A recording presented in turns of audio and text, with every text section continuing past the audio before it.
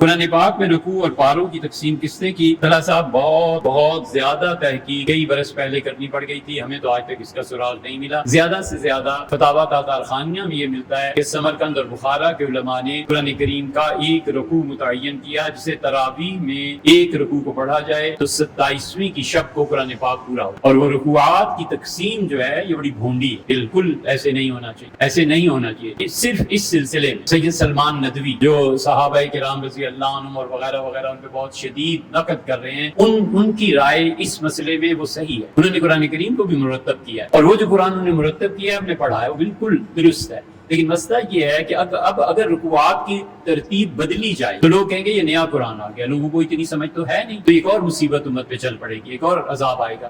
اس لیے وہاں تک عثمانی صاحب وغیرہ کہتے ہیں ہمارے دور میں بالکل اس کو نہ چھیڑو، بس جو ہو گیا ہے ہو گیا، لوگوں کو پڑھنے دو، نہیں تو ایک نیا فتنہ پیدا ہوگا۔ تو دونوں آرام نے ذکر کر دیے، اسے ہمیں پتہ نہیں چلا صحابہ، حتیٰ کہ صحابہ رضی اللہ عنہ دور تک پہنچا۔ اب دیکھ لیں آپ جو قرآن کریم یہ لیبیا سے سعودیہ سے چھپتے ہیں، ان میں رکوعات کی وہ تقسیم نہیں ہے جو ہمارے یہاں پاک و ہند میں لائی۔ اب بیان کائنات صاحبائیں تفسیر سن رہی ہیں، لکھنا چاہتی ہیں واٹس ایپ پہ اپنے، میں اس کی اجازت بھائی، اس میں کون سی ایسی اجازت کی بات ہے، ہمیں یہ معلوم ہی نہیں، اور اتنا وقت بھی نہیں ہوتا کہ یہ چیزیں ان کے ذریعے تفسیر بھیجیں، اور کوئی اچھا بھی نہیں لگتا کہ ہم یہ کہیں کہ سنا کرو۔